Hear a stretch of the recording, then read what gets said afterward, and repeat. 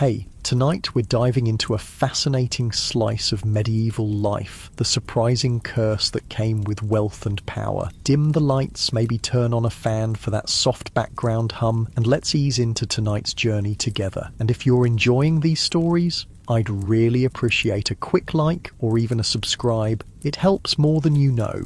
I'm always curious where you all are listening from, so drop a comment with your location and what time it is there. Love seeing our little global community connect through these stories. Congratulations, you've just woken up in the year 1398 in a grand stone manor house nestled in the English countryside. The morning sunlight filters through the narrow windows, casting long beams across your chamber. You stretch beneath heavy wool blankets on a feather-stuffed mattress, a luxury only the wealthy can afford. Most peasants sleep on straw pallets that harbour fleas and bedbugs, but you are Lord William Thornbrook, one of the richest nobles in the county. The good news is that you're wealthy beyond imagination compared to the common folk who work your lands. The bad news? Your big toe feels like someone is driving a red-hot poker through it, and the slightest movement sends waves of agony up your leg. You've got gout, what physicians call the disease of kings. Your day begins as it always does, with servants rushing to your bedside. Unlike the peasants who rise before dawn to milk cows and tend fields, you've slept well past sunrise. The head servant, Thomas, approaches with a silver basin of rose-scented water for washing your face and hands.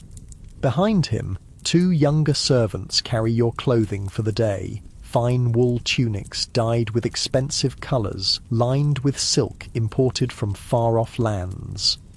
"My lord," Thomas says with a bow, "the household awaits your commands for the day. The steward needs approval for the feast preparations, and—" You cut him off with a groan. "Send for the physician. My foot. It's the gout again." Thomas's face falls. He's seen your gout attacks before and knows what's coming. "Right away, my lord." You try to sit up, and the movement sends a jolt of pain so intense through your foot that you gasp. The swelling has returned. Your big toe joint now resembles a ripe red plum, hot to the touch, and so tender that even the weight of a linen sheet feels like torture. This, you reflect bitterly, is the hidden cost of your privileged life. While peasants suffer from malnutrition and exposure, the nobility faces different torments. The peasants might envy your abundant food, your warm shelter, your fine clothing, but they don't see the price your body pays for such luxuries. The chamber door opens, and in shuffles Master Gilbert, your physician. Unlike the village healers who treat the common folk with herbs and folk remedies, Master Gilbert studied at the great medical school in Montpellier, France. His services cost more per visit than a peasant might earn in a month, but what good is wealth if not to purchase the finest care? "My lord," Master Gilbert says gravely, setting down his leather satchel of medical instruments. "The gout has returned, I see." You grimace. "Like a bad penny. What cursed thing have I eaten this time?" Master Gilbert strokes his grey beard, examining your swollen foot without touching it. The skin is stretched tight and shiny, with a deep red hue that speaks of the fire burning beneath. "As I've explained before, my lord, it's an imbalance of the humours. The phlegm, cold and moist, has settled in your joint, where it becomes corrupt and causes pain. But the underlying cause—" He hesitates, knowing you won't like his answer. "Yes, yes," you interrupt impatiently. "My rich foods and wine, the same lecture every time, Gilbert." The physician nods, unperturbed by your irritation. "Indeed, my lord, your body produces too much uric humour from the rich meats, the sweet wines, the delicacies your table offers nightly. These corrupt humours crystallise in the cooler parts of your body, most often the feet, as they are furthest from the heart's warmth." What Master Gilbert doesn't say, but what you both know, is that your gout attacks have become more frequent. Last year you suffered perhaps 3 bouts. This year you've already endured 4, and it's only autumn. Each time the pain lasts longer, and your recovery grows slower. Some nobles, you know, have become so crippled by repeated attacks that they can barely walk, their toes and fingers permanently deformed by the accumulation of what physicians call tophi, hard, chalky deposits under the skin. This is the cruel irony of your station. While peasants labour from dawn to dusk, strengthening their bodies with work and subsisting on simple fare, you enjoy a life of relative leisure and sumptuous food that slowly poisons your joints. Master Gilbert opens his satchel and removes several glass vials and packets of herbs. I've brought several remedies, my lord. First, a poultice of herbs to reduce the heat and swelling. From his bag he produces a bundle of dried herbs, meadow sweet, willow bark, and other plants known to reduce inflammation. These will be ground and mixed with wine vinegar to create a paste that, when applied to your throbbing joint, provides blessed relief. And for the pain, he continues, a tincture of poppy. This is the most precious medicine in his collection. Distilled from the seed pods of poppies grown in distant lands, it dulls even the most excruciating pain, but it comes with its own price. It clouds the mind, and used too frequently creates a craving that can consume a person. You've seen nobles who became dependent on poppy tincture, their fortunes dwindling as they purchased more and more of the costly substance. I've also brought autumn crocus, Master Gilbert says, producing a small pouch. The Byzantine physicians found it effective for gout. It must be used carefully. Too much causes vomiting and worse, but the correct dose can shorten the duration of your suffering. What neither of you knows is that this remedy, autumn crocus, contains what modern physicians will one day call colchicine, one of the few truly effective treatments for gout. The Byzantine doctors stumbled upon this treatment centuries ago, and its use has spread throughout Europe, passed from physician to physician without understanding exactly why it works. As Master Gilbert prepares his remedies, grinding herbs with a small mortar and pestle, you stare out the window at your estate. Your lands stretch for miles. Fields, forests, villages full of peasants who work from sunrise to sunset. You collect taxes from them, protect them with your soldiers, and judge their disputes. In return, they produce the wealth that allows you to live as you do. Outside, you can see workers harvesting the autumn crops. Men swing scythes through golden wheat. Women gather and bind the cut stalks. Children glean any fallen grain. Their movements are fluid and practiced, their bodies hardened by years of physical labour. None of them, you'd wager, suffer from gout. Here, my lord, Master Gilbert says, drawing your attention back. Drink this first. He hands you a small cup containing a dark liquid. The bitter taste of poppy fills your mouth, and you force yourself to swallow. Soon, a warm numbness will spread through your body, dulling the sharp edges of your pain. Next comes the poultice. Master Gilbert gently applies the herb paste to your inflamed joint, then wraps it with clean linen. The coolness of the poultice provides immediate, if modest, relief. The autumn crocus I've mixed with wine, he explains, offering another cup. Drink it slowly. It may cause some stomach discomfort, but that passes quickly. You drink as instructed, grimacing at the strange taste. Then you lie back against your pillows, waiting for the remedies to take effect. Rest now, my lord, Master Gilbert advises. No rich foods today.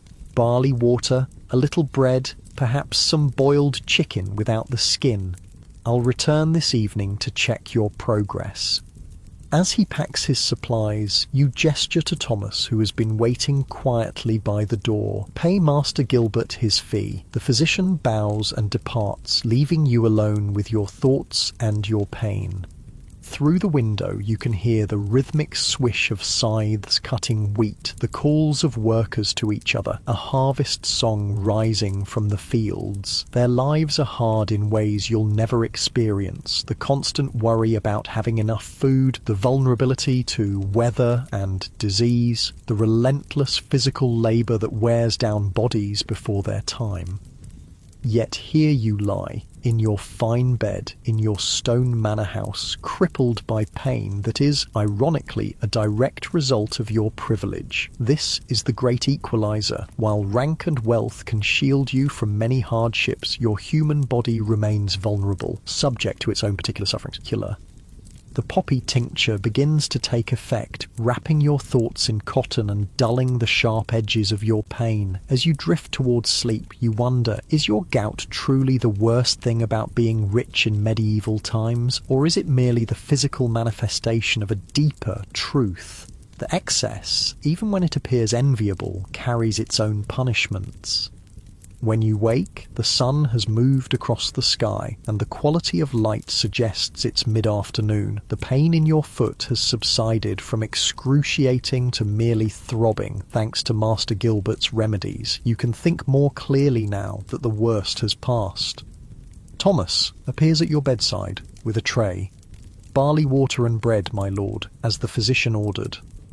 The barley water is bland and the bread plain, peasant fare, though of higher quality than what they would eat. Your ordinary meals are far different. Roasted meats, swimming in rich sauces, game birds, fish on fast days, all accompanied by fine wines and ales, followed by sweet confections made with expensive sugar. Your table reflects your status, each dish a statement of your wealth and power.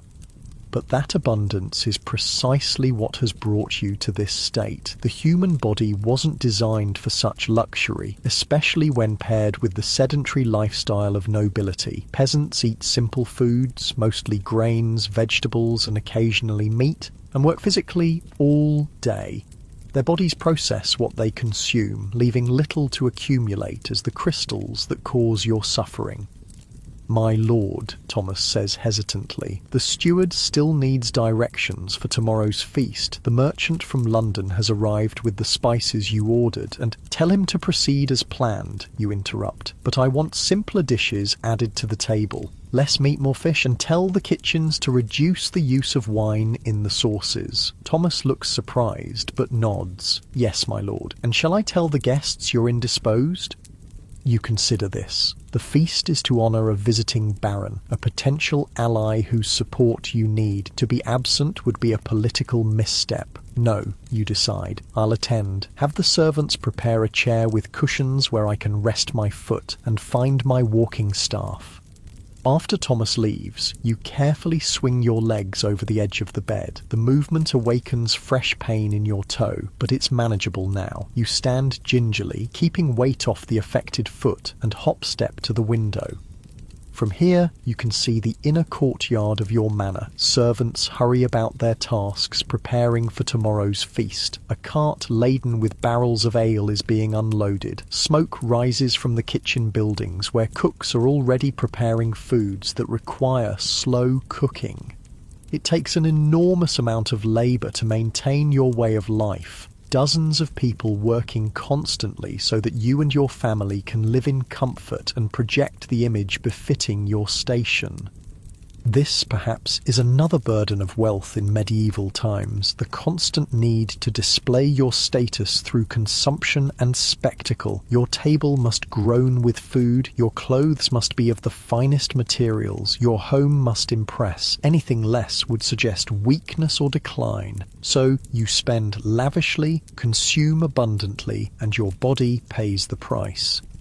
You think of King Henry IV, who suffers so severely from gout that he sometimes cannot walk or ride a horse, yet he continues to feast and drink as his position demands, trapped in the same cycle as you. The disease of kings, indeed, a mark of status that becomes its own prison. Evening approaches, and Master Gilbert returns as promised. He examines your foot, nodding with satisfaction at the reduced swelling.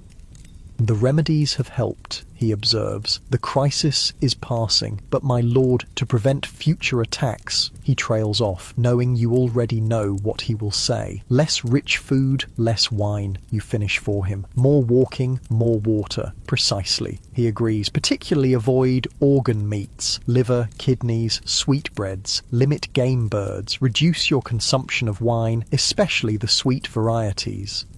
This is sound advice based on centuries of observation by physicians who noticed patterns in gout sufferers. They don't understand the biochemistry, that won't come for hundreds of years, but they've recognized that certain foods and drinks reliably trigger attacks.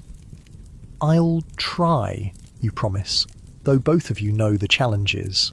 Your entire social life revolves around feasting and drinking. To abstain is to withdraw from the very activities that cement alliances and demonstrate your position. After Master Gilbert leaves, your wife, Lady Eleanor, comes to visit your chamber. Unlike you, she rose before dawn to oversee the household, managing servants, reviewing accounts, ensuring that every aspect of your large estate runs smoothly while you handle political matters and business affairs. "William," she says, sitting carefully on the edge of your bed, "how are you feeling?" "Better," you admit. "Gilbert's remedies helped." She sighs, taking your hand. "This is the second attack this month. You must take better care." Lady Eleanor comes from a noble family herself and understands the expectations placed on someone of your rank, but she's also practical and clear-eyed. "The feast tomorrow," she continues. "I've instructed the cooks to prepare a separate plate for you with simpler foods. You can still sit at the high table and fulfill your duties as host without aggravating your condition." You smile gratefully. This is why you married her, not just for the alliance between your families or the lands and money she brought to the marriage, but for her intelligence and care. "Thank you," you say. "I've been thinking perhaps we should change how we eat daily, not just during my gout attacks." She raises an eyebrow. "Like the monastics, plain food and prayer?" You laugh, then wince as the movement jostles your foot. Not quite so extreme, but more fish, more vegetables, less of the rich sauces and sweet wines. Lady Eleanor considers this. It would save money that could be used elsewhere, and might set a new fashion. You know how others at court copy whatever you do. This is true. As one of the wealthier and more influential nobles in the region, your choices influence others. If you begin eating more simply, it might become acceptable for other nobles to do the same, a welcome relief for those who struggle to maintain the expected level of conspicuous consumption. "We'll try it," you decide, starting after tomorrow's feast. As night falls, servants bring candles to light your chamber. The wax candles, another luxury that common people can't afford, cast a warm glow across the room. Most peasants simply go to bed when darkness falls, or use rushlights made from reeds dipped in animal fat if they must stay awake. Your candles are made from beeswax, expensive but cleaner burning and sweeter smelling than tallow. You think about the contrast between your life and theirs. They rise with the sun and work until their bodies are exhausted, eating simple foods and sleeping on straw. You wake when you choose, conduct business and politics rather than physical labour, eat rich foods that your body struggles to process, and sleep on feathers and fine linen. They face starvation in bad years, exposure to the elements, the constant threat of disease with little medical care. You face gout, obesity, and the political dangers that come with your position. Different hardships for different stations, but hardships nonetheless. This, perhaps, is the wisdom to be found in your suffering, that no life, however privileged, is free from pain, that the human body has limits, regardless of one's wealth or status. That excess, even when it's expected and admired, extracts its own price. As you drift towards sleep, your foot still throbbing but bearably so, you resolve to find a better balance, to maintain your position without destroying your health. It won't be easy in a world where consumption defines status, but if anyone can chart a new course, it's someone with the privilege and power to choose. Tomorrow will bring the feast with all its temptations and obligations, but perhaps the day after will bring the beginning of a wiser path, one where you enjoy the benefits of your station without falling victim to its excesses. The worst thing about being rich in medieval times isn't just the gout, it's the golden cage of expectations that keeps you consuming things that harm you. But even golden cages have doors if one has the courage to find them and step through. Morning arrives with a pale sun fighting through the mist that clings to your estate. You awaken to find your foot improved, still tender and slightly swollen, but the fierce burning pain has subsided. Master Gilbert's remedies have done their work, particularly the autumn crocus, which seems to shorten the duration of these attacks. Today is the feast, and despite your condition, you must fulfill your duties as host. Your status demands it. Reputation in medieval society is everything, more valuable than gold, more enduring than stone castles. One hint of weakness, one public failure, and whispers spread through the nobility like wildfire. Those whispers can undermine alliances, affect marriage prospects for your children, even reach the king's ear. So you rise, allowing Thomas and another servant to dress you in your finest garments, a tunic of deep blue wool from Flanders with embroidery around the neck and sleeves, a belt with silver buckles, hose that fit snugly, and soft leather shoes that have been carefully modified to accommodate your swollen toe. The left shoe has been slit and additional leather sewn in, creating a pocket of space where your afflicted joint can rest without pressure. "My walking staff," you remind Thomas, who hurries to fetch the polished oak stick topped with a silver knob. It's ostensibly decorative. Many nobles carry such staffs as symbols of authority, but today it will serve a practical purpose, bearing weight that your painful foot cannot. You make your way carefully down the stone stairs of your manor house, each step a negotiation between dignity and pain. The great hall below is already bustling with activity. Servants hang fresh rushes mixed with herbs on the floor, sweet-smelling plants that will release their fragrance when crushed underfoot, masking the inevitable smells of many bodies gathered in one space. Trestle tables are being set up in rows, with the high table on a raised platform at one end where you and your most honoured guests will sit.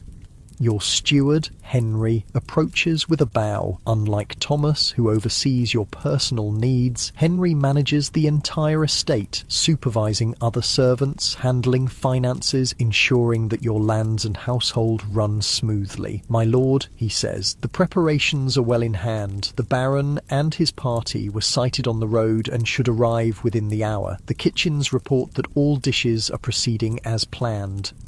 "Good," you reply, leaning slightly on your staff. "And the special arrangements we discussed?" "Yes, my lord. Your chair at the high table has been cushioned as requested, with a small stool for your foot, and Lady Eleanor has instructed the kitchen regarding your meal."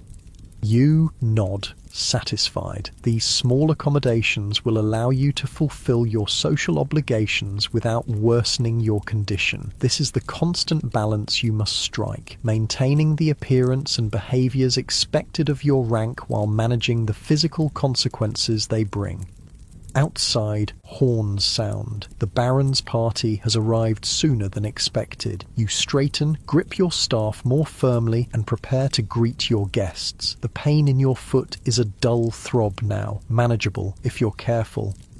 You make your way to the courtyard, where your household is assembling to welcome the visitors. Lady Eleanor joins you, resplendent in a gown of deep green, with a gold-embroidered belt and a delicate network of golden chains adorning her head. Together you present the image of prosperity and power that your position requires. The Baron's party enters the courtyard in a clattering of hooves and a flutter of banners. Baron Radcliffe is a burly man in his 40s, his face reddened by both wind and wine, his clothing rich but slightly dishevelled from travel. He dismounts with a grunt that suggests he, too, might suffer from the ailments of nobility, though he covers it well. "Lord Thornbrook," he booms, striding forward with his arms outstretched. "How good to see you again." You step forward to meet him, careful to put minimal weight on your affected foot. "Baron Radcliffe, welcome to my home. We are honoured by your presence." The formal greetings continue as the Baron's party, family members, personal servants and guards are all acknowledged according to their rank. This ritual of welcome is important, establishing the hierarchy and relationships that will govern the visit. Medieval society functions on such clear delineations: who sits where, who speaks when, who defers to whom. To violate these unwritten rules is to invite chaos. As the Baron's party is shown to their chambers to refresh themselves after their journey, you return to the Great Hall to oversee final preparations. The pain in your foot is intensifying with the activity, but you hide it well behind a nobleman's mask of composure. To show pain is to show weakness. The hall is transformed now. Trestle tables covered with clean linens, wooden trenchers at each place, silver cups for the high table and wooden or horn cups for those of lower rank. Fresh rushes carpet the floor, releasing the scent of meadowsweet and lavender when crushed underfoot. Servants hurry about with last-minute adjustments, and the steward directs it all with quiet authority. You make your way to the high table where your modified chair awaits. Testing it, you find that the cushions support your body while allowing your painful foot to rest elevated on the small stool hidden beneath the table's drape. From here, you can preside over the feast without standing for long periods, a small mercy for which you're grateful. The kitchens send word that the first courses are ready, and you dispatch servants to inform the Baron and other guests that the feast will begin shortly. As you wait, Lady Eleanor joins you at the high table, leaning close to speak privately. "You're in pain," she observes, her voice too low for others to hear. "Manageable," you assure her, though in truth the throbbing has intensified to a steady burn. She gives you a knowing look. "Master Gilbert left this for you." From a small pouch at her belt, she produces a vial of poppy tincture, just enough to dull the edge, not enough to cloud your mind. You accept it gratefully, taking a small sip when no one is looking. The bitter taste is followed by that familiar warming sensation that signals relief is coming. Not complete relief, you'll still feel the pain, but it will be muffled, pushed to the background so you can focus on your duties as host. The guests begin to arrive in the hall, taking their places according to rank. The Baron and his immediate family join you at the high table, while their attendants and your household knights and officials sit at the tables below. The lower servants will eat later, after the feast is concluded, making do with the leftovers and simpler fare prepared specifically for them. The meal begins with a ceremonial washing of hands. Servants move among the tables with basins of rose-scented water and clean towels. This ritual of cleanliness is practical. Most food will be eaten with the fingers, but also symbolic, marking the transition into the formal meal. The first course arrives, borne by a procession of servants. For most guests there are rich meat pastries, roasted fowl, and a soup of herbs and barley. At your place, as arranged with the kitchen, the offerings are simpler: boiled chicken without the fatty skin, bread, and a small portion of fish cooked with herbs. It's still luxurious compared to peasant fare, but far less likely to aggravate your gout than the dishes served to others. Baron Radcliffe, seated to your right, notices the difference. "Not partaking of the full feast, Lord Thornbrook?" he asks, tearing into a meat pastry with gusto. You smile diplomatically. "A temporary measure. My physician advises caution with certain foods." The Baron grunts in understanding. "Ah, the cursed gout, is it? The disease of kings and nobles." He lifts his wine cup in a half salute. "I've had a touch of it myself in recent years. Damnable thing." "Indeed," you agree, relieved at his understanding. "The price we pay for our position, it seems." The Baron laughs, a booming sound that turns heads at nearby tables. "Well said. The peasants don't suffer it, do they? Too busy breaking their backs in the fields to develop our refined ailments?" There's truth in his jest. Gout is rarely seen among the working classes. Their diet of simple grains, vegetables, and occasional meat provides little opportunity for uric acid to accumulate. Their constant physical labour keeps their bodies processing efficiently. It's only when you combine rich foods, particularly organ meats, game birds, and certain fish, with wine and a more sedentary lifestyle that gout flourishes. As the feast progresses, you observe the differences in consumption around you. The Baron eats and drinks prodigiously, as do many of the knights and officials at the lower tables. It's a point of pride for a nobleman to demonstrate his prosperity through abundant consumption. Yet you notice that some of the older men, particularly those who occasionally wince when shifting position, eat more moderately and water their wine. They too have learned the painful lessons that gout teaches. Between courses, minstrels perform, singing ballads of chivalry and courtly love, playing lutes and small harps. This entertainment allows diners to rest between bouts of eating and provides a cultured atmosphere befitting a noble household. It also gives you an opportunity to converse with your guests, building the relationships that are the true purpose of such gatherings. I understand the king has imposed a new tax on wool exports, you say to Baron Radcliffe, steering the conversation toward matters of mutual interest. Your estates, like his, produce significant wool for export to Flanders, where it's woven into the fine cloth that clothed Europe's nobility. The Baron scowls. Indeed, and at the worst possible time. The merchants from Bruges are already complaining about the quality of last year's clip. Add this tax and they'll look to Spain instead. This launches a discussion of trade, taxes and royal policy that continues through the next course. Other nobles at the high table join in, sharing information and opinions. This is how the medieval nobility conducts business, through conversations at feasts and gatherings, building networks of shared interest and mutual support. As the main courses are cleared away and the sweeter dishes appear, fruits preserved in honey, custards and small cakes flavoured with expensive spices from the east, your foot reminds you of its grievance. Despite the cushioned chair and elevated position, despite the poppy tincture and careful food choices, the pain has been steadily increasing throughout the meal. Lady Eleanor notices your discomfort and subtly signals to the steward. He approaches and bends to hear her quiet instruction, then nods and withdraws. Moments later, the minstrels begin a particularly engaging performance, a comic tale of a knight's misadventures that has the entire hall laughing. Under cover of this distraction, you shift in your seat, trying to find a position that offers relief. "Perhaps some air, my lord," Lady Eleanor suggests quietly. "The tale will keep their attention for some time." You nod gratefully. Using your staff and accepting her discreet support, you rise and make your way slowly to a side door that leads to a small garden attached to the great hall. The cool evening air is a relief after the warmth and noise inside. "You should return," you tell Eleanor once you're seated on a stone bench. "Our guests will notice if we're both absent."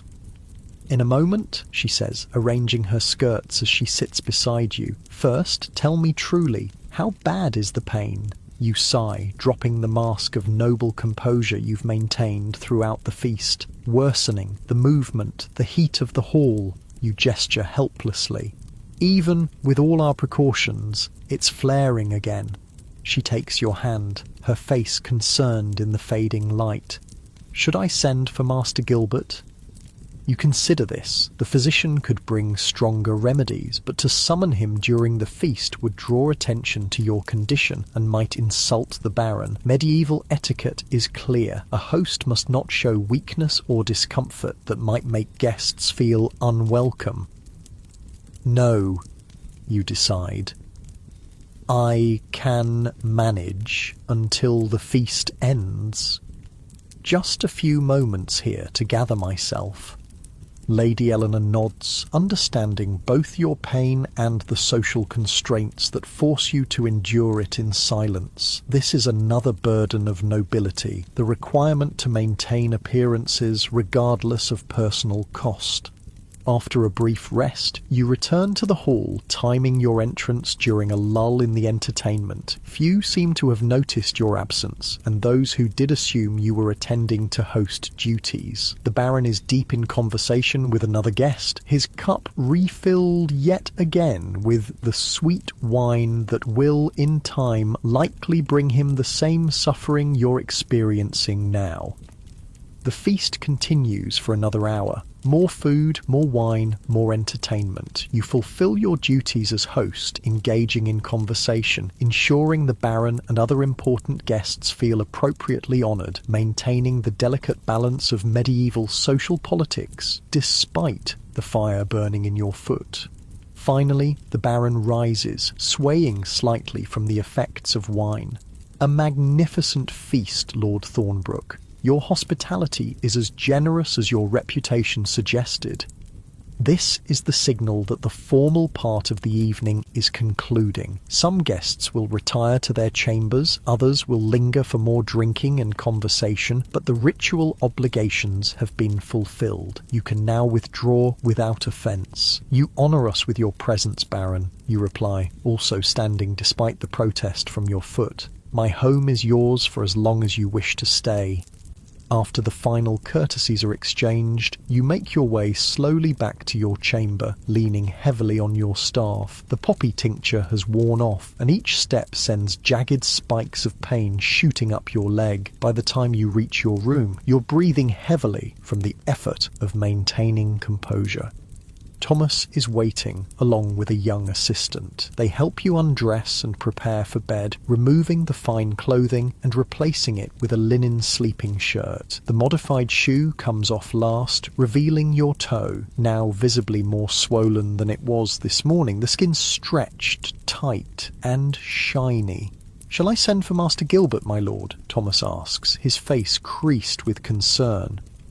"Yes," you reply, too tired and in too much pain to maintain pretense, "and bring cool water for my foot until he arrives." While waiting for the physician, you lie back against the pillows, your throbbing foot elevated on cushions. The feast was a success. The Baron is pleased, alliances strengthened, your reputation for hospitality maintained, but the cost is written in the pain that pulses through your body with each heartbeat. This is the reality behind the glamour of medieval nobility, the physical price paid for social position. While peasants suffer from too little, you suffer from too much. Their bodies are worn down by labour and occasional hunger, yours is poisoned by abundance. Neither fate is enviable, just different forms of the same human vulnerability to circumstance. Master Gilbert arrives, his face grave when he sees your foot. "The feast, I presume?" You nod wearily. "I followed your advice as much as possible. Simpler food, watered wine. But the standing, the heat," he sighs, opening his satchel. "The body needs time to heal, my lord. Each attack makes the next more likely unless that healing is complete." He begins preparing a stronger poultice than before, the pungent smell of herbs filling the chamber. And complete healing requires more than just waiting for the pain to subside. It requires ongoing change. This is the challenge you face, not just recovering from this attack, but preventing the next one, and that means confronting the expectations and habits that define your position in society. Can you be a medieval lord without the feasting, the wine, the rich foods that are symbols of your status? Can you find a balance between the demands of your rank and the needs of your body? As Master Gilbert applies the fresh poultice to your foot, the cool herbs bringing immediate if minor relief, you consider what changes might be possible. Perhaps more walking when you're well, more water between cups of wine, more fish and fewer game birds on your daily table. Small adjustments that might, over time, reduce the frequency and severity of your attacks. "Rest now, my lord," Master Gilbert advises, packing up his supplies. "I've left a stronger dose of poppy tincture for the night. Tomorrow we'll see how things stand." After he leaves, you take the tincture, grateful for the relief it will bring. As the medicine begins to work, dulling the sharp edges of your pain, you reflect on the day. Despite your condition, you fulfilled your duties. The feast achieved its purpose. The alliance with Baron Radcliffe is secure. Perhaps that's the real skill of nobility, not just commanding wealth and power, but navigating the costs and constraints that come with it, finding ways to meet the expectations of your position while protecting yourself from its excesses. It's a different kind of survival skill than those the peasants must master, but no less essential. The poppy tincture pulls you towards sleep, thoughts growing hazy and disconnected. Your last conscious reflection is that tomorrow, when the Baron departs, you'll begin implementing those small changes, a slightly different path that might lead to less suffering while still maintaining your place in the rigid hierarchy of medieval society. As you drift into sleep, the pain in your foot diminishes to a distant throb, a reminder of the bargain struck between privilege and its price. The disease of kings has marked you, as it marks so many of your class, a painful brand of belonging to a world of excess that both elevates and punishes those who inhabit it. In the quiet darkness of your chamber, far from the noise and demands of the feast, your body begins its slow work of healing. Outside, the estate settles into night. Servants clean the great hall, putting away the remnants of the feast. Guards patrol the walls and courtyards. In the village beyond your manor, peasants sleep the deep sleep of physical exhaustion, their bodies tired but largely free of the crystalline deposits that torture your joints. Different lives, different sufferings. The medieval world turns on this axis of inequality, each person bearing their particular burdens according to their station. For now, yours is the burning pain of gout, the ironic curse of having too much in a world where most have too little. Morning arrives with the distant crowing of roosters and the soft murmur of servants beginning their daily tasks. The poppy tincture has worn off during the night, and you awaken to find your foot still swollen but less painfully so. Master Gilbert's stronger poultice seems to have drawn some of the heat from the inflamed joint. Through the narrow window of your chamber, you can see that the day promises to be fine, clear blue sky, the kind of autumn crispness that makes physical activity pleasant rather than punishing. On such a day, had you been well, you might have joined the Baron for a hunt. Galloping through the forests of your estate, falcon on wrist or hounds baying ahead, pursuing deer or boar, these are the pleasures of nobility that your gout often denies you. Thomas enters quietly, carrying a tray with a pottery cup of steaming liquid. "Good morning, my lord. Master Gilbert left this for you to drink upon waking." You prop yourself up against the pillows and accept the cup, sniffing cautiously. The bitter scent of herbs rises with the steam, meadow sweet, willow bark, and other plants known to reduce inflammation. Not a pleasant draught, but one you've become familiar with during your gout attacks.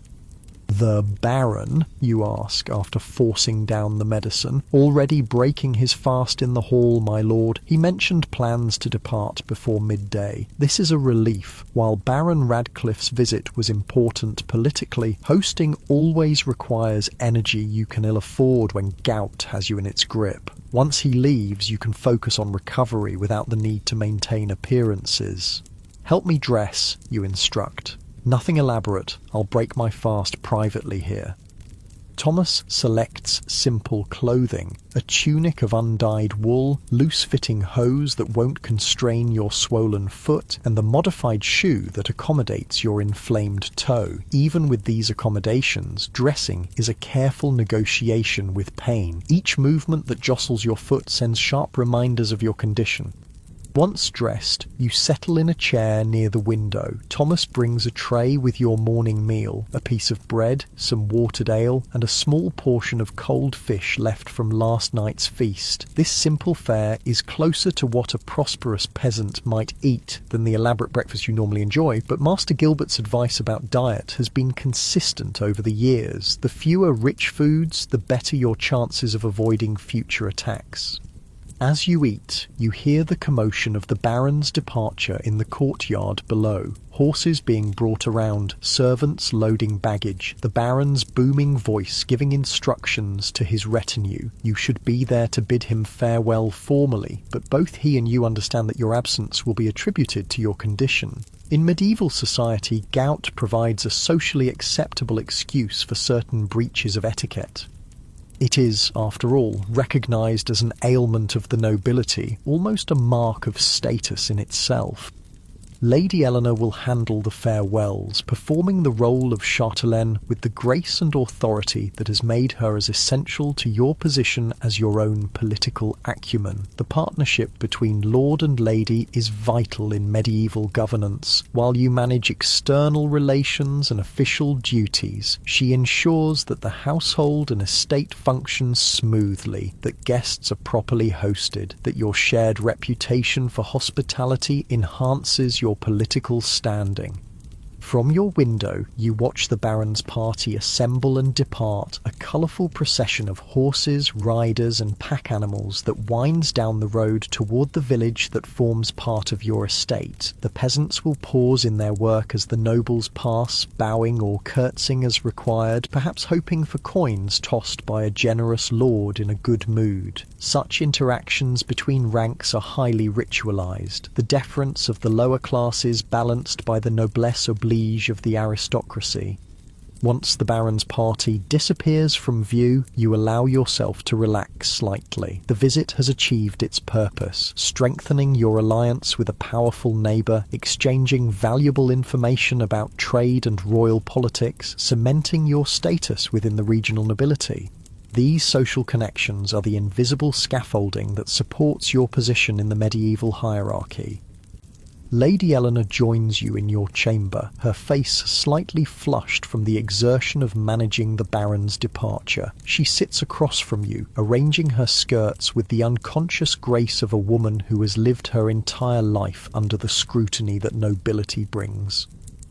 The Baron sends his regards and hopes for your swift recovery, she reports. He also mentioned that he suffers from similar attacks, though he tries to hide it.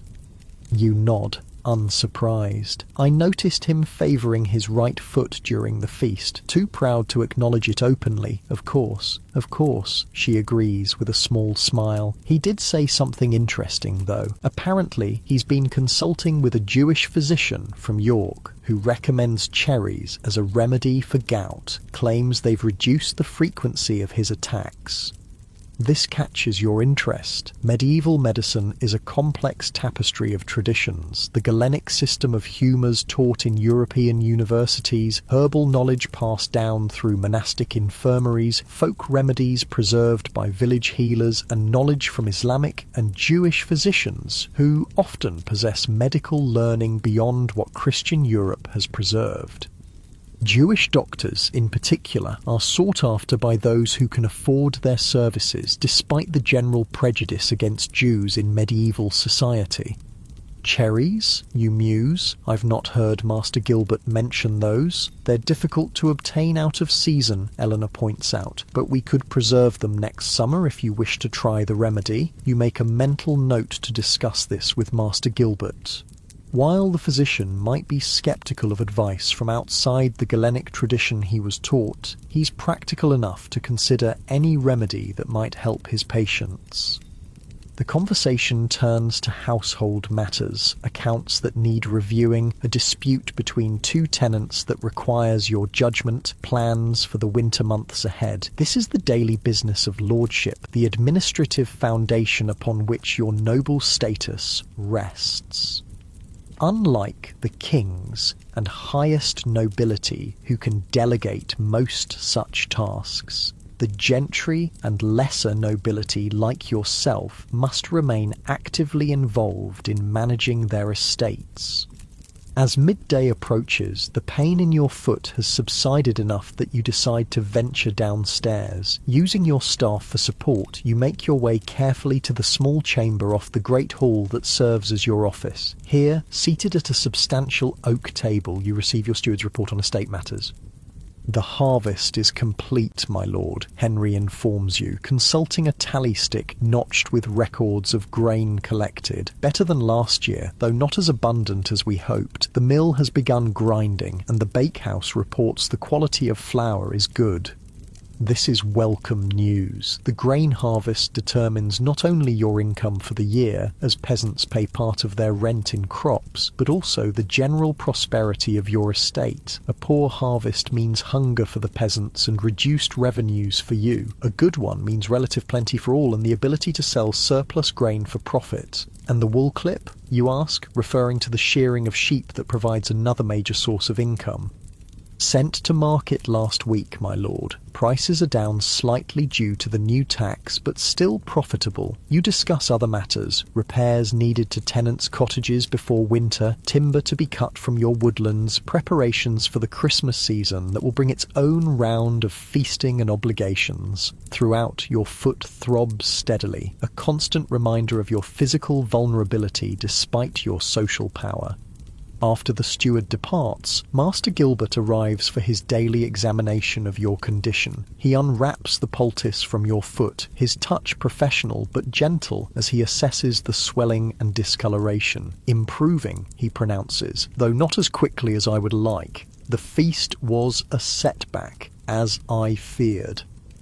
You mention the Baron's Jewish physician and his recommendation of cherries. Master Gilbert's expression remains neutral, but you detect a slight stiffening in his manner. Medieval physicians guard their professional authority carefully, and suggestions of alternative treatments can be seen as challenges to their expertise. "Cherries are cooling in nature," he says after a moment, "which might indeed help balance the hot humours that contribute to gout. When available, they could be a useful addition to your diet." This is a diplomatic response, acknowledging the potential value of the suggestion, while maintaining his position as your primary medical authority.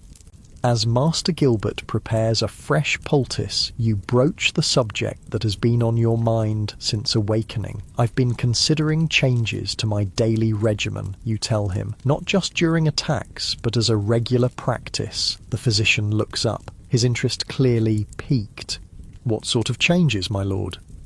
"Simpler food daily, not just when I'm suffering. More fish, fewer game birds and organ meats, less wine, more water." You pause, then add, "and more physical activity when I'm well, walking the estate rather than always riding, perhaps." Master Gilbert's face shows cautious approval.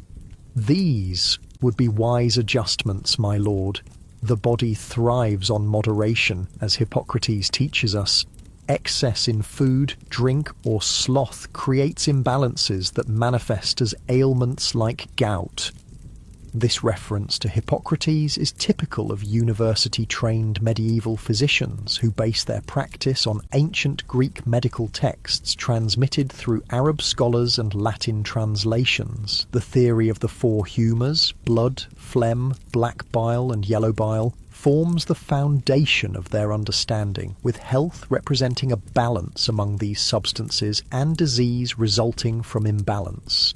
The challenge, you admit, is maintaining such moderation when one's position demands otherwise. Feasts like yesterday's cannot be avoided entirely. True, the physician acknowledges, applying the fresh poultice to your foot, but they might be occasions rather than habits. And even during such events, careful choices can mitigate the harm. He wraps clean linen around your foot to secure the poultice. I would be remiss, however, if I didn't mention another factor that affects the humours. Which is the passions, my lord. Anger, anxiety, excessive concern with worldly matters. These inflame the blood and contribute to conditions like gout. The ancients recommended tranquility of mind as essential to physical health. This advice reflects the medieval understanding that mental and physical well-being are intimately connected, that emotions affect bodily health directly through their influence on the humours. It's an early recognition of what modern medicine will one day call psychosomatic effects. You consider this thoughtfully. The life of a medieval lord is filled with concerns, managing an estate, navigating political alliances, ensuring family succession, balancing the constant demands from above, your obligations to the king and higher nobility, and below, your responsibilities to those dependent on you. Tranquility seems an impossible luxury. Yet perhaps there are ways to create islands of calm within these responsibilities. Time for contemplation in the small chapel attached to your manor, walks through your gardens when weather permits, reading from the few precious books in your possession, primarily religious texts, but also practical manuals on estate management and a collection of ancient Roman writings that you particularly treasure. I will consider your advice regarding the passions, you tell Master Gilbert, though I suspect that's a more difficult remedy to implement than dietary changes. He smiles slightly. The most valuable remedies often are, my lord. After the physician departs, you spend the remainder of the day attending to correspondence, dictating letters to your clerk, who writes them on parchment in a neat hand. Literacy is not universal among the nobility, but you were fortunate to receive education in a monastery school as a youth. The ability to read documents without relying entirely on others gives you an advantage in both business and politics. By evening, your foot feels substantially improved. The swelling has decreased, and while tenderness remains, the burning pain has subsided. You join Lady Eleanor for a simple supper in the small family dining chamber rather than the great hall, beginning the dietary moderation you've resolved to adopt. The meal consists of fresh bread, a pottage of vegetables, a small portion of fish, and watered wine. It's satisfying without being excessive, nourishing without triggering the digestive processes that can lead to uric acid accumulation. Lady Eleanor has instructed the cook accordingly and plans to maintain this simpler fare as your regular diet, reserving richer foods for special occasions and important guests. "How are you feeling?" she asks as you finish the meal. "Better," you admit. "The attack is passing more quickly than the last one, perhaps because we intervened earlier," she suggests, "and the autumn crocus remedy seems particularly effective." You nod agreement. The Byzantine physicians who first documented the use of autumn crocus for gout stumbled upon what modern medicine will eventually recognize as a targeted treatment. The colchicine contained in the plant specifically reduces the inflammation caused by uric acid crystals, making it one of the few truly effective treatments available in the medieval pharmacopoeia. After supper, you retire to the solar, a private family room in the upper part of the house, warmer and more comfortable than the great hall below. Here, away from the formal obligations of lordship, you can relax with family and closest household members. Your two youngest children join you, a daughter of 12 and a son of 9. The older children are already placed in other households as part of their education and preparation for adult roles. This fostering arrangement is common among the nobility, allowing children to build connections with other families while learning the skills appropriate to their station. The children are eager to hear about the Baron's visit and the feast, which they observed only briefly before being sent to their chambers. Lady Eleanor indulges their curiosity while you sit with your foot elevated, watching the family interaction with quiet pleasure. This is another aspect of noble life that differs from the peasantry, the nature of family relationships. Peasant children remain with their parents, working alongside them from an early age. Noble children, by contrast, are often sent to other households or to specialized training. Daughters may enter convents for education. Sons might train as pages and squires in preparation for knighthood. The emotional distance this creates is considered necessary for developing the character and connections required of the nobility. As darkness falls, servants bring candles and stoke the small fireplace in the solar. The warm glow creates a cozy atmosphere as Lady Eleanor supervises the children's evening prayers before they're escorted to their chambers by their nurse. You should rest, she tells you once they've gone. Tomorrow you have tenants' disputes to judge, and that requires a clear head. You know she's right. As lord of the manor, you serve as judge in the manorial court, settling disputes among your tenants according to local custom and your sense of justice. This judicial role is a fundamental aspect of lordship, one that directly affects the lives of those under your protection and authority. With your wife's assistance, you make your way back to your chamber, where Thomas has prepared everything for the night. Fresh linens on the bed, a cup of herbal tea to promote sleep, a chamber pot discreetly positioned for nighttime needs. These small comforts of noble life are taken for granted until illness makes you appreciate them anew. As you settle into bed, you reflect on the day. The Baron's visit has strengthened an important alliance. Your estate's harvest is secure, your gout is improving, and you've resolved to make changes that might prevent future attacks. All in all, a successful navigation of the challenges that come with your position.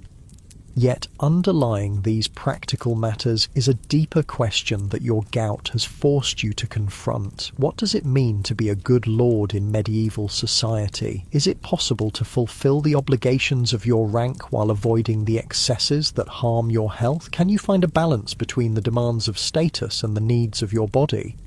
These are not questions that your peasants must ask themselves. Their challenges are more immediate: securing enough food, keeping shelter sound, surviving the next winter or bout of disease. But perhaps there's wisdom to be found in their simpler approach to life. Eat what nourishes, work with purpose, rest when the body requires it. As sleep approaches, you wonder if your gout might be not just a curse, but also, in some strange way, a blessing, a painful reminder of human limitations that even wealth and power cannot overcome, a prompt to find a more sustainable way to inhabit your privileged position in the rigid hierarchy of medieval society. Tomorrow will bring its own challenges, disputes to settle, correspondence to manage, estate matters to oversee, but perhaps it will also bring opportunities to implement the changes you've contemplated, small adjustments that might, over time, allow you to fulfill your duties as lord while reducing the physical price you pay for privilege. The disease of kings has taught you a humbling lesson, that beneath the trappings of rank and power you remain subject to the same bodily vulnerabilities as the humblest peasant on your lands, different in manifestation perhaps, but equal in their reminder of human frailty. With this thought, you drift towards sleep, your foot still throbbing gently but bearably, a physical echo of the day's reflections on the paradoxes of power and privilege in the medieval world. Outside your manor house, the estate settles into night. In the great hall below, servants bank the central hearth fire to keep embers alive until morning. Guards make their rounds along the walls and courtyards. In the stables, horses shift and snort in the darkness. The rhythms of medieval life continue, ordered by rank and custom, each person performing their allotted role in the great social tapestry. In the village beyond your walls, peasants sleep in their simple cottages, bodies tired from the day's harvest labour. Their dreams might include fantasies of noble life, the fine clothes, the abundant food, the leisure to pursue pleasure rather than necessity. They cannot know that in your grand bed, with its feather mattress and linen sheets, you sometimes envy the physical resilience their lifestyle builds. This mutual incomprehension, the gap between how each rank imagines the other's experience, is part of what maintains the medieval social order. If peasants truly understood that lords suffer their own particular pains, if lords fully appreciated the wisdom contained in simpler ways of living, perhaps the rigid boundaries between classes might begin to blur. but such awareness is rare in your time. For most, the hierarchical world is simply the natural order ordained by God and maintained by tradition. The lord in his manor, the peasant in his cottage, the priest in his church, the merchant in his shop. Each has a place, with duties and privileges appropriate to that station. Your gout has granted you a glimpse across these boundaries, a recognition that human bodies share fundamental needs and vulnerabilities regardless of rank. Whether this insight will change how you wield your authority remains to be seen, but as sleep claims you, the possibility of a different approach to lordship, one that balances privilege with moderation, seems worth pursuing, both for your health and for the well-being of those under your protection. The medieval world turns on its axis of inequality, each person bearing their particular burdens according to their station. For tonight, at least, yours has eased enough to allow rest, a temporary reprieve in the ongoing negotiation between your social position and your physical nature. Tomorrow will bring its own challenges, but also opportunities to apply the wisdom that suffering has taught you, if you have the courage to heed its lessons. Morning light seeps through the narrow window of your chamber, painting a pale rectangle across the rushes on the floor. You awaken to find your foot greatly improved, still tender when you flex your toe, but the angry swelling has subsided. Master Gilbert's remedies, particularly the autumn crocus, have done their work well this time. Thomas enters quietly, carrying a basin of warm water and fresh linens. "Good morning, my lord. How do you fare today?" "Better," you reply, carefully sitting up and placing your feet on the floor. The twinge in your toe is minimal, a vast improvement over the searing pain of 2 days ago. "I think I'll join the household for morning prayers."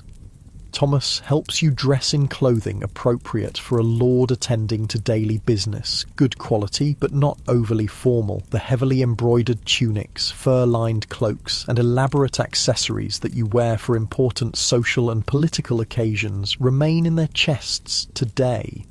Such finery is not just decoration but a form of communication in medieval society, instantly signalling your rank and prosperity to all who see you. With your walking staff in hand, still useful for support though less necessary than before, you make your way to the small chapel attached to your manor house. Here, your family, household officers, and personal servants gather each morning for prayers led by your household chaplain, a priest whose services you retain not just for religious duties but also for assistance with correspondence and record-keeping, as literacy is largely confined to the clergy.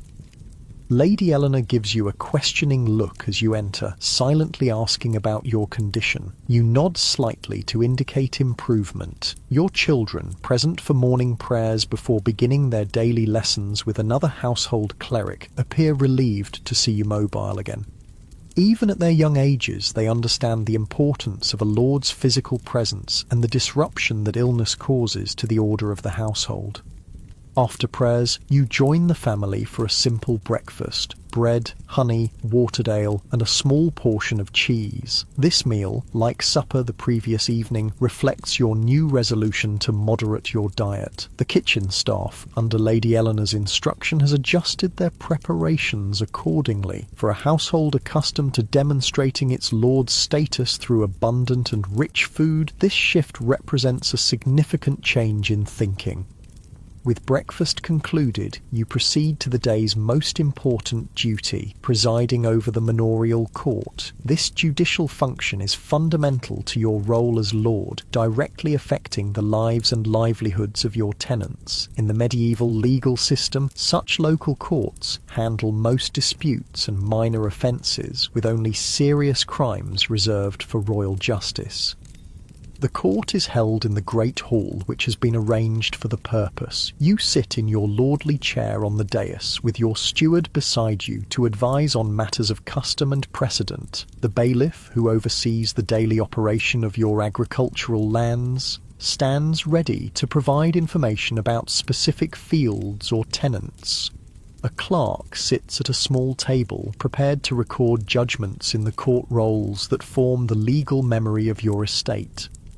Peasants from your villages and farms have gathered in the lower part of the hall, dressed in their best clothing, which is still crude by noble standards: undyed wool tunics, simple caps removed in your presence, leather shoes for those who can afford them, bare feet, or wooden clogs for those who cannot.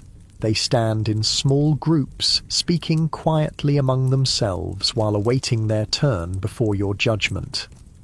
The first case involves a boundary dispute between two tenant farmers. Their strips of land in the common fields have become confused after spring ploughing, leading to accusations of encroachment. Both men approach the dais, bowing awkwardly before presenting their claims.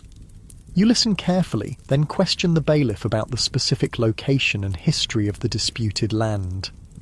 Such cases require Solomon-like wisdom. The productivity of your estate depends on peaceful relations among your tenants and fair distribution of agricultural resources. After deliberation, you render a judgment that splits the disputed area, with each farmer receiving half. Neither is entirely satisfied, but both accept your decision without protest. Your authority as lord is rarely questioned openly, even when tenants might grumble privately. More cases follow. A miller accused of taking excessive payment for grinding grain, a woman claiming her deceased husband's rights to their cottage, a dispute over damage caused by wandering livestock. Each requires attention to local custom, awareness of family relationships within the village, and consideration of how your judgment will affect both the specific case and the broader community. Throughout the proceedings, your foot remains relatively comfortable, allowing you to focus on matters at hand rather than your physical discomfort. This is a welcome change from previous court sessions held during gout attacks, when pain made concentration difficult and shortened your patience with the often tedious details of peasant disputes. The final case of the day proves the most challenging. A tenant named John Weaver has failed to perform his required labour service on your domain land, the portion of the estate that produces directly for your household rather than being rented to tenants. The bailiff reports that this is John's third such offence this year. John approaches the dais, cap clutched in calloused hands, eyes downcast in the presence of his lord. He's a thin man of middle years, his face weathered by a lifetime of outdoor labour. When asked to explain his absence from required work, he hesitates before responding. "My lord, my wife has been ill these past months, a wasting sickness that leaves her too weak to tend our home or care for our younger children. On the days I was called to your fields, there was no one else to fetch water, prepare food, or watch the little ones." The bailiff interjects.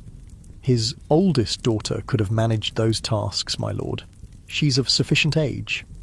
John shakes his head. "She was already working as a day labourer for the miller's wife, earning coin we sorely need for medicines. I could not call her home without losing that income. This presents a dilemma. Labour service is a fundamental obligation of tenancy in your feudal system. To ignore its neglect undermines the very foundation of your authority and economic power. Yet there is also an obligation of lords toward their people, a responsibility to show mercy when circumstances warrant." You consider John's situation carefully. His explanation rings true. You've heard reports of a persistent fever afflicting several families in the village this past summer, and unlike some tenants who shirk their duties out of laziness or defiance, John has previously been reliable in fulfilling his obligations. "What remedies has your wife received for her illness?" you ask, genuine concern mixing with curiosity about the medical practices of your tenants. John looks surprised at the personal question. "The village wise woman has provided herbal draughts, my lord, feverfew and chamomile mainly, and we've paid for prayers to be said at the parish church."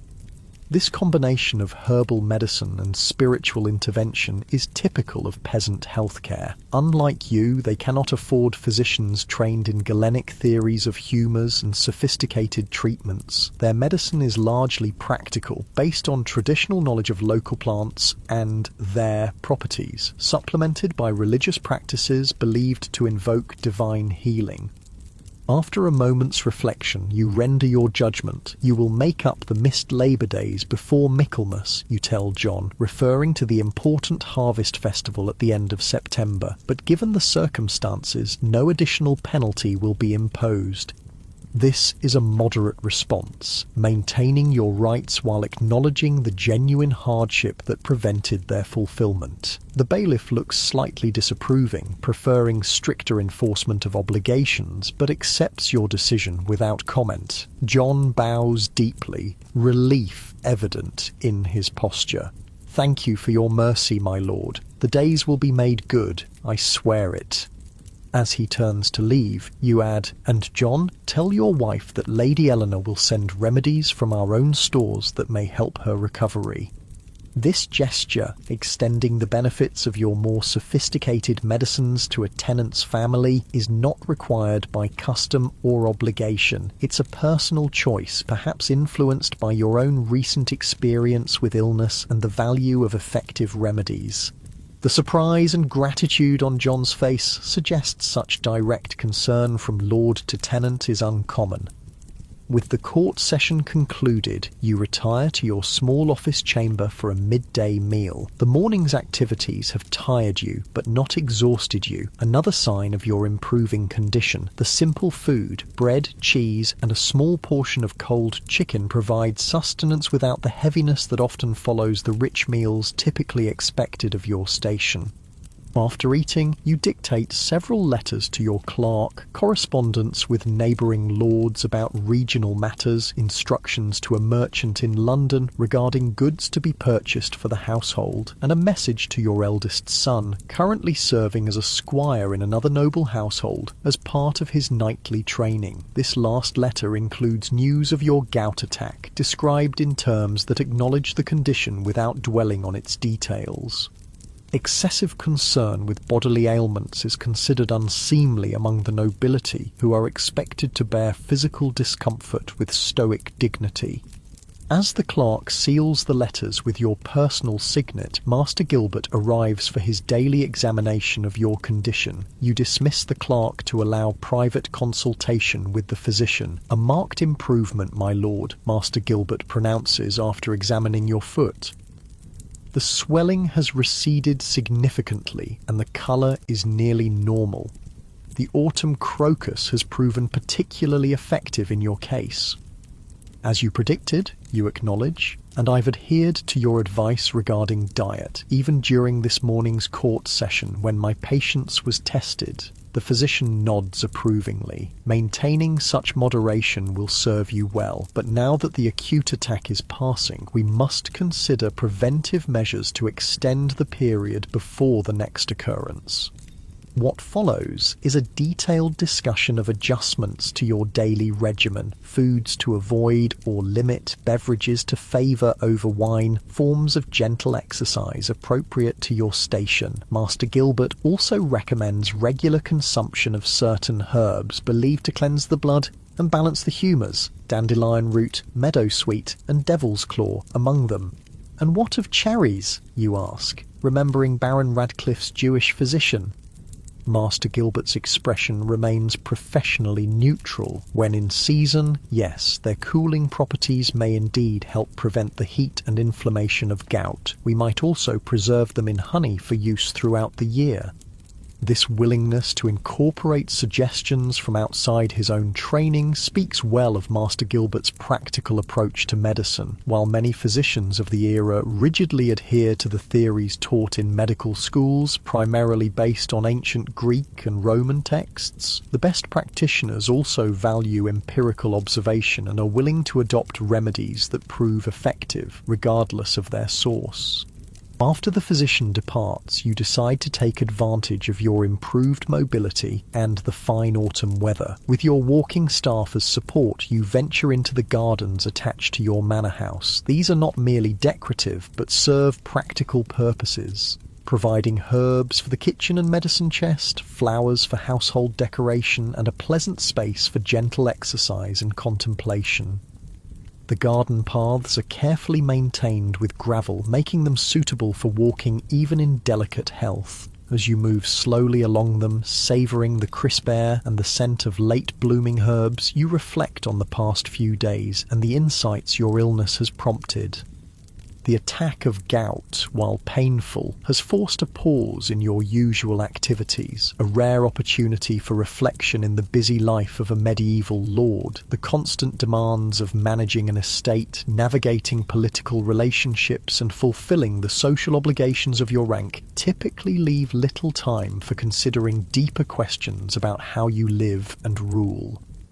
Yet these days of enforced rest have prompted exactly such thoughts. Is there a way to fulfill your duties as Lord while avoiding the physical excesses that trigger your gout? Can you find a balance between the expectations of your station and the needs of your body? Might there even be wisdom in the simpler lifestyles of those beneath you in the social hierarchy? Your contemplation is interrupted by the arrival of Lady Eleanor, who has come to check on your well-being. She falls into step beside you, her presence comfortable and familiar after nearly 20 years of marriage. You seem deep in thought, she observes. I've been considering changes, you reply, not just in diet and physical habits, but in how we conduct our household generally. The constant feasting, the emphasis on displaying our status through consumption, it takes a toll not just on my health, but on our resources as well. She nods thoughtfully. I've had similar reflections. The waste from our table alone could feed several tenant families, and the cost of spices and imported luxuries has increased substantially in recent years. This practical consideration of economics alongside health reflects Lady Eleanor's role as manager of the household. While you oversee the productive aspects of the estate, agriculture, timber, rents and taxes, she controls its consumption, balancing the needs of daily life with the social requirements of your position. What changes did you have in mind? She asks.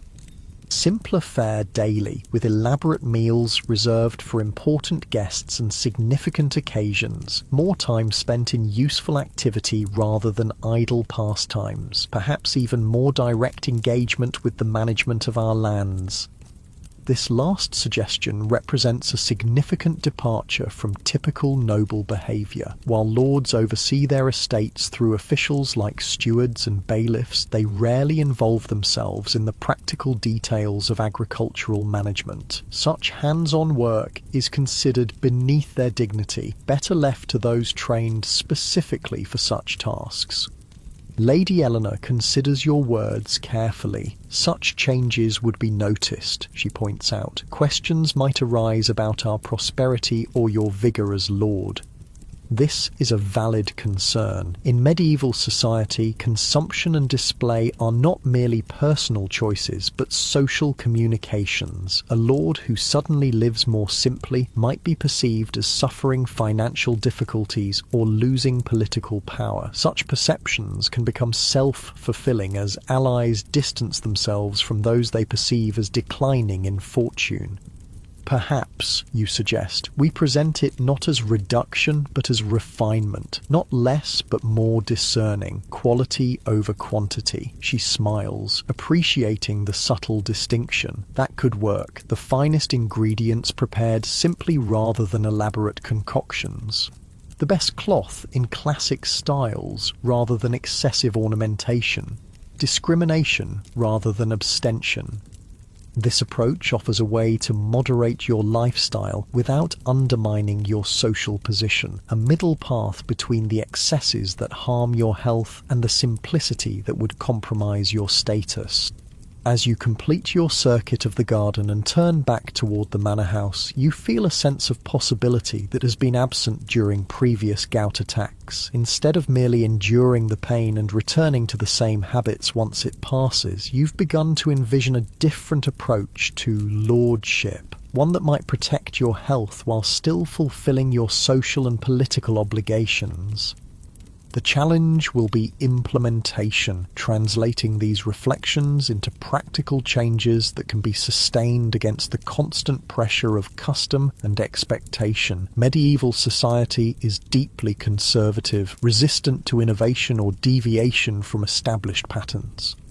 To chart a different course, even in personal habits, requires both conviction and diplomacy.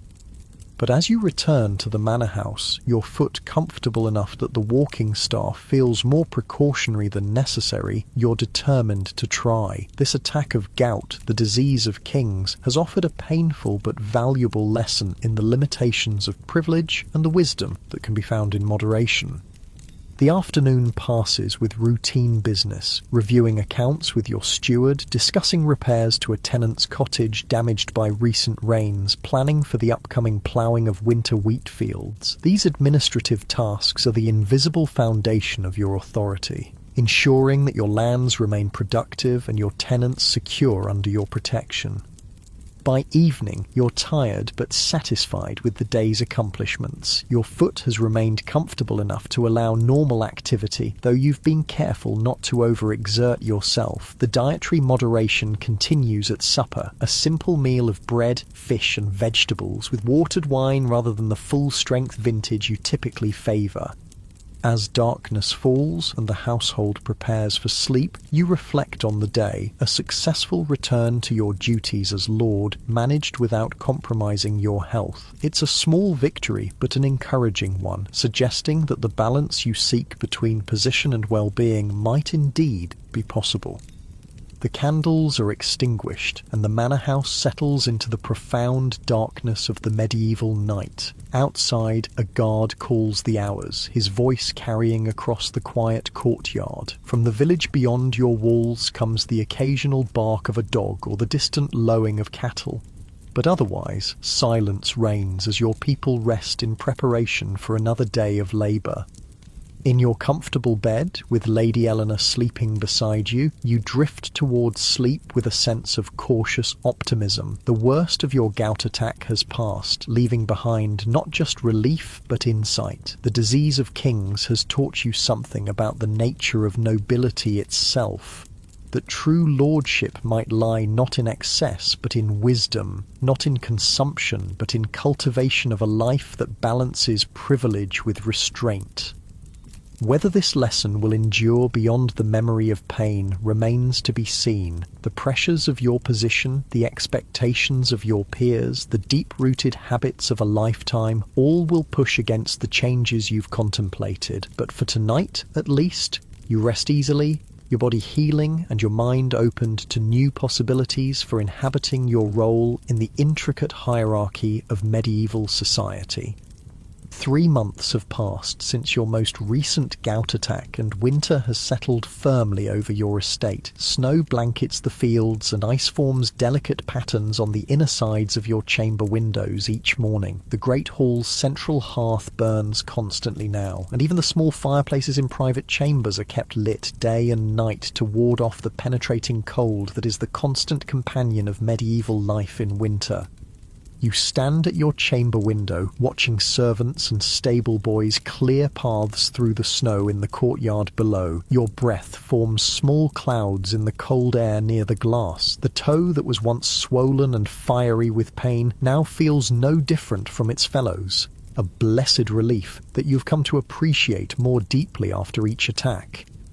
These past months have been a time of experimentation and adjustment. Following your resolution during the last bout of gout, you've maintained the dietary moderation that Master Gilbert recommended. Less meat, particularly organ meats and game, more fish and vegetables, wine diluted with water rather than consumed full strength. The household has adapted to these changes, though not without some initial resistance from the kitchen staff, who viewed the simpler fare as a reflection on their skills. Lady Eleanor solved this problem with characteristic diplomacy, challenging the cooks to create dishes that showcase the natural flavours of ingredients rather than disguising them under heavy sauces and excessive spices. This reframing, presenting simplicity as sophistication rather than deprivation, has proven effective not just with your own household, but with guests as well. "My lord," Thomas says, entering the chamber with a small wooden box, "Master Gilbert has sent the new remedy he mentioned."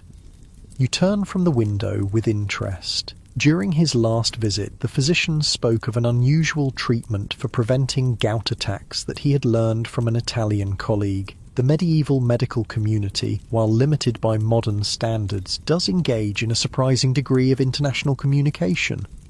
Physicians from different countries correspond about cases and treatments, share translated texts from Greek and Arabic sources, and adapt their practices based on reported successes elsewhere. Thomas opens the box to reveal a collection of small cloth pouches, each containing a mixture of dried herbs and other substances. Master Gilbert instructs that one pouch should be steeped in hot water each morning and the resulting liquid consumed before breaking your fast, he explains. You examine one of the pouches, untying it to inspect the contents, a blend of various herbs, some recognizable, willow bark, meadowsweet, celery seeds, and others unfamiliar, along with what appears to be a small amount of crushed gemstone. This inclusion of gemstone material reflects the medieval belief that certain precious and semi-precious stones possess medicinal properties. Sapphires are thought to cool the body and reduce inflammation, while rubies are believed to warm the blood and strengthen the heart.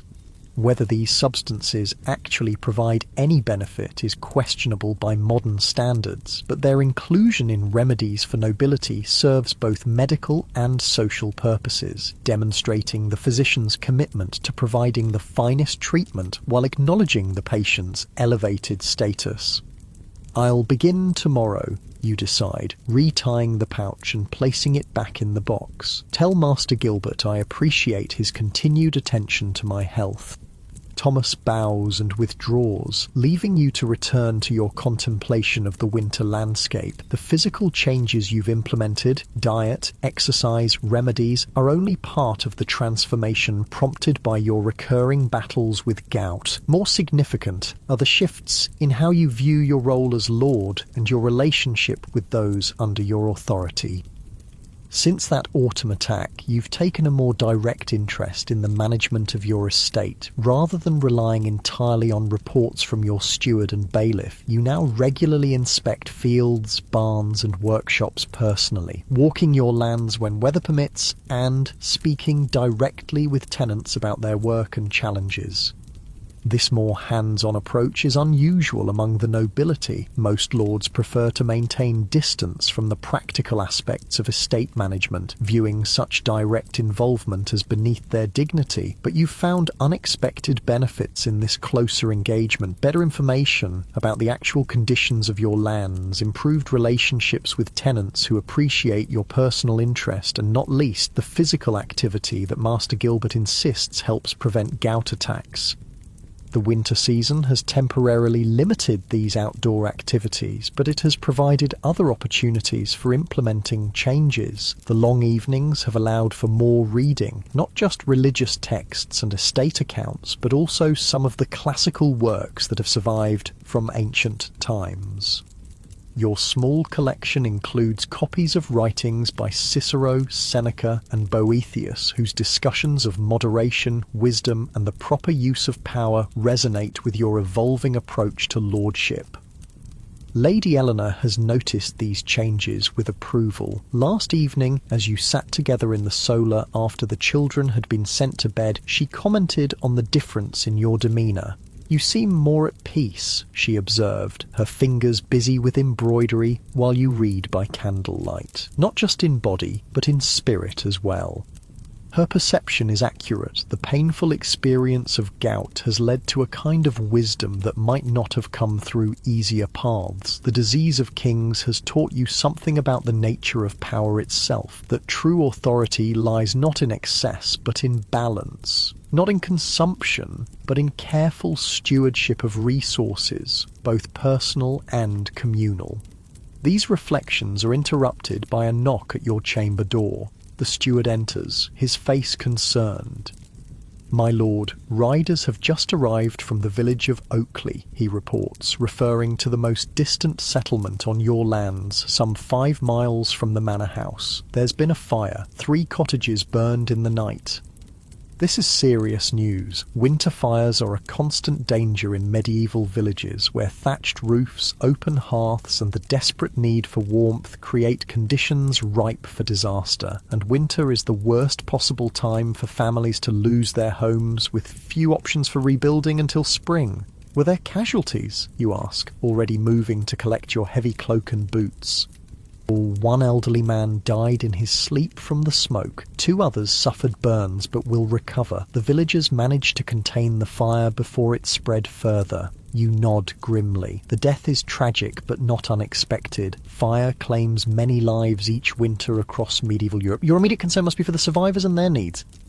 Have the kitchens prepare food supplies for the affected families, you instruct, and have the bailiff assess what building materials can be spared from our stores. I'll ride to Oakley myself to survey the damage. The steward looks surprised at this last statement.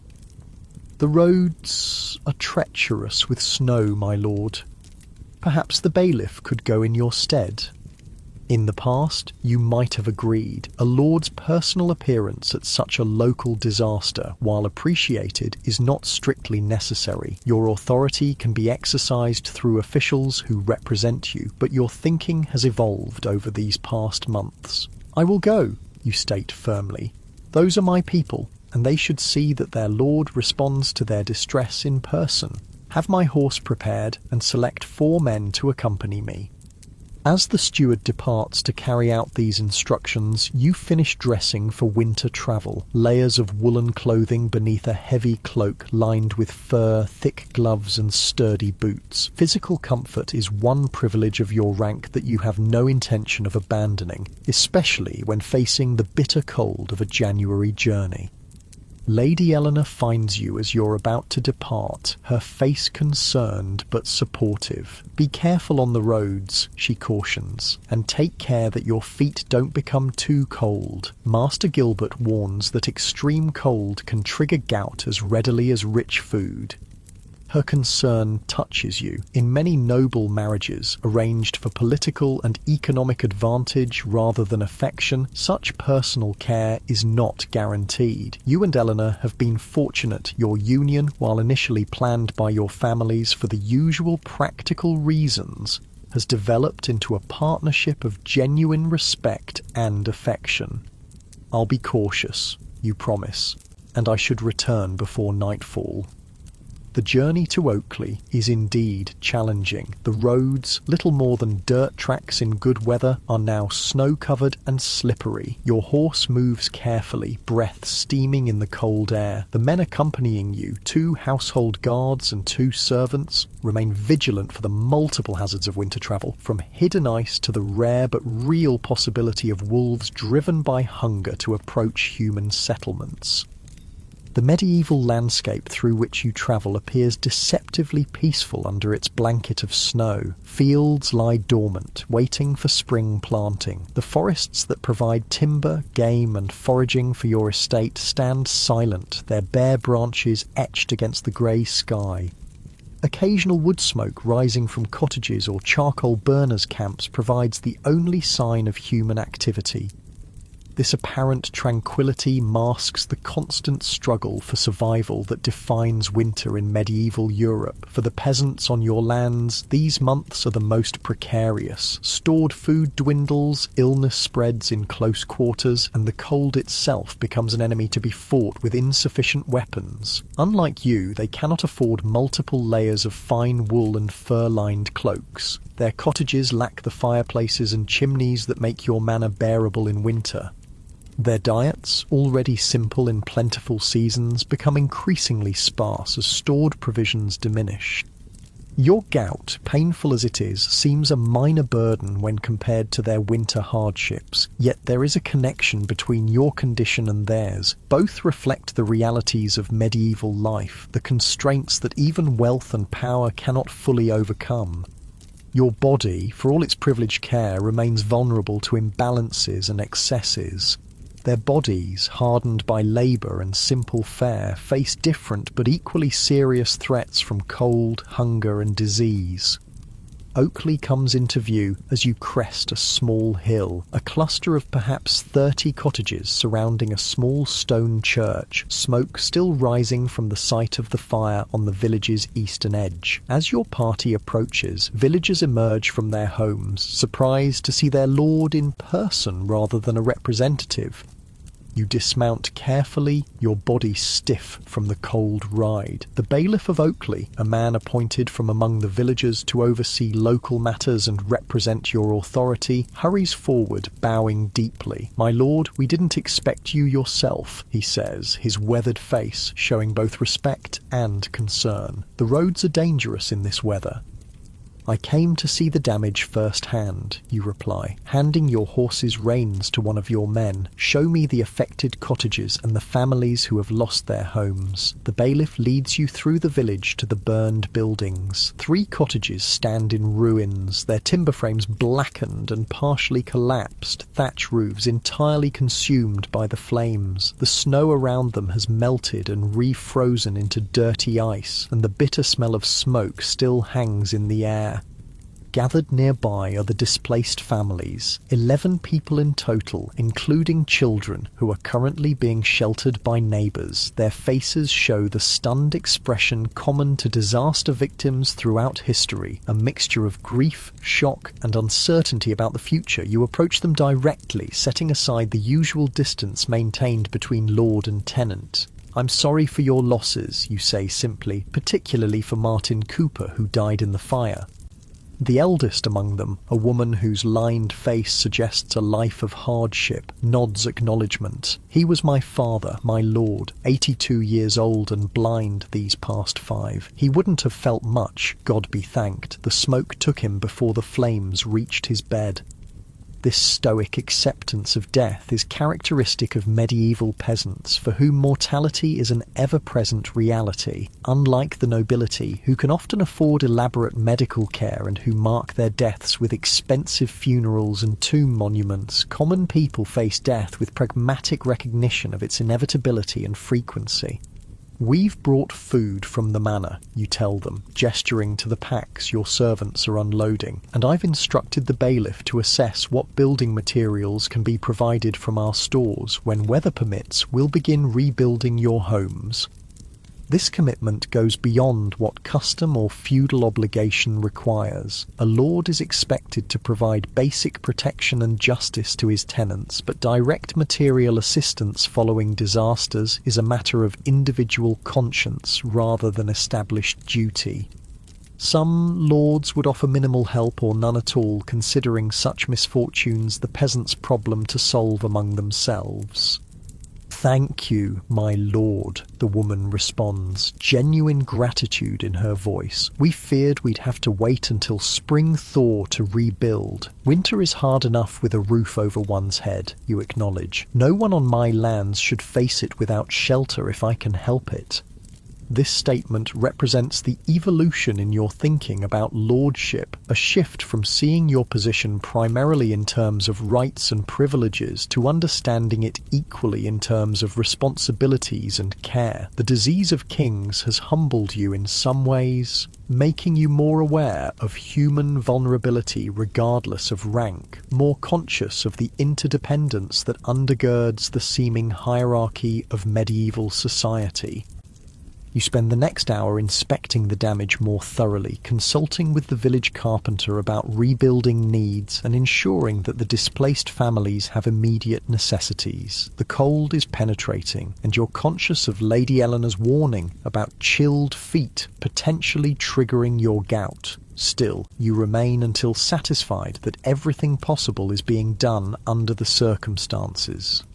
As you prepare to depart, the elderly woman approaches again, something clutched in her gnarled hands. "For your kindness, my lord," she says, offering a small cloth pouch similar to those containing Master Gilbert's remedies. "My mother taught me to make this for joint pains. It helped my father when his hands knotted with age."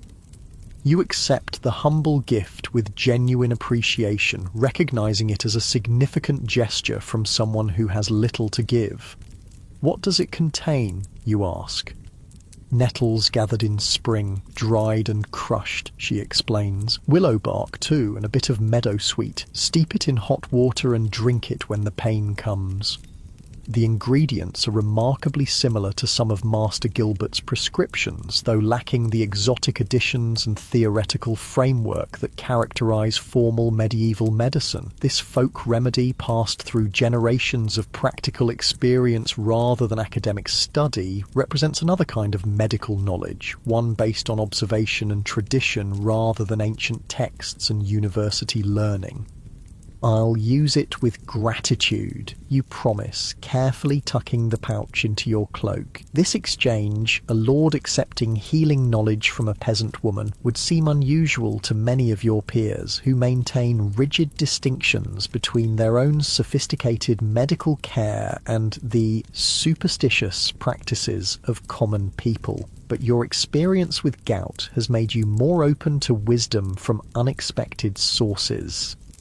The return journey to your manor passes without incident, though darkness is falling as you arrive. Lady Eleanor greets you with relief, having worried about winter travel hazards. Over a simple but warming supper, you describe the situation in Oakley and the assistance you've promised. "A generous response," she comments approvingly. "More than most lords would offer." "Perhaps," you acknowledge, "but it seems to me that true lordship lies in protection and care, not just collecting rents and services. These past months have shown me that privilege brings responsibility alongside its comforts." She smiles, recognizing how much your thinking has evolved since that painful autumn day when gout laid you low. The disease of kings has taught you something about being a better lord, it seems.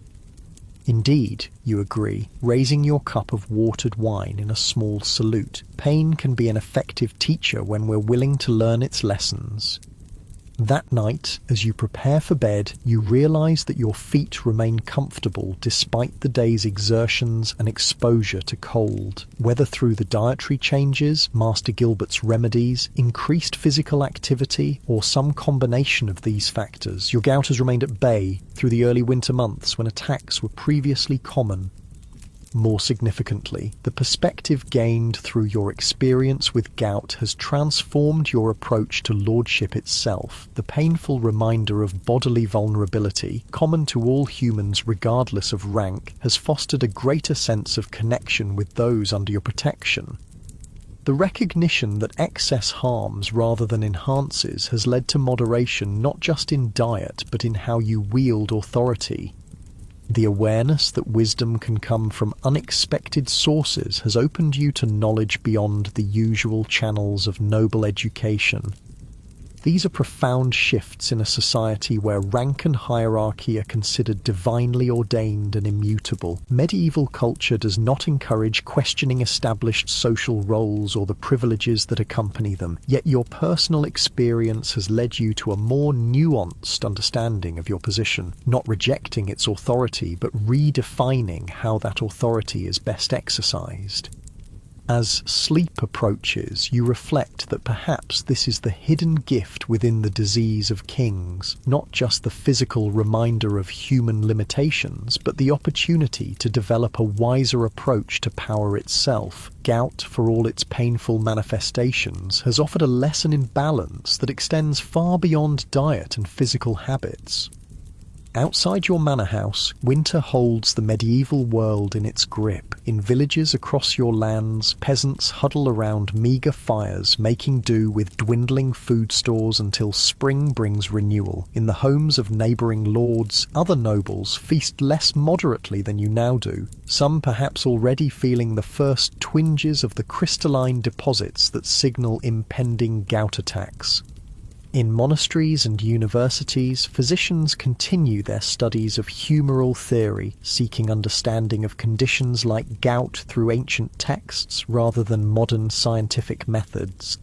This is the world you inhabit, a time of rigid social distinctions, yet profound human commonalities, of limited medical knowledge, yet careful observation of patterns and effects, of hierarchical authority, yet mutual dependence between ranks. Your gout, the disease of kings, has given you a unique window into these paradoxes, allowing you to see beyond the superficial differences to the shared vulnerabilities and needs that unite all people in the medieval world. As you drift towards sleep, warm beneath layers of blankets while winter winds howl outside your manor walls, you silently acknowledge this unexpected wisdom. The pain of gout, intense, debilitating, humbling, has revealed truths about your society and your place within it that might have remained hidden in its absence. For this painful enlightenment you are, somewhat ironically, grateful. The disease of kings has made you, in subtle but meaningful ways, a better lord, and in a world where lordship is not just a privilege but a responsibility for the lives and well-being of many, this personal growth extends its benefits far beyond your own comfort. The peasants of Oakley, with promised materials for rebuilding their homes despite winter's challenges, are just the first to experience the practical effects of your transformed understanding. Perhaps this is how societies evolve, not through grand revolutions or dramatic upheavals, but through individual revelations that gradually reshape how power is understood and exercised. Your gout, painful as it is, may be contributing in its small way to such evolution, creating ripples of change that extend outward from your personal experience to affect all those within your sphere of influence. This thought brings a sense of purpose to your suffering, a meaning beyond the mere physical discomfort that periodically disrupts your life. The disease of kings becomes not just an affliction to be endured, but a teacher whose lessons might, in time, benefit king and commoner alike. With this comforting reflection, you surrender to sleep, your body at ease and your mind at peace despite the winter cold that grips your medieval world. Outside, stars shine in the clear night sky, the same stars that have witnessed countless generations navigating the challenges of their times, finding wisdom sometimes in unlikely places, even in the painful swelling of a noble's toe. The crystalline deposits that cause your suffering contain, paradoxically, a kind of clarity, a window into truths about power, privilege, and human connection that might otherwise remain obscured by the trappings of rank and status. In this way, the worst thing about being rich in medieval times, the painful affliction of gout, transforms into an unexpected gift, the opportunity to become a wiser steward of the wealth and authority that define your place in the intricate tapestry of medieval society.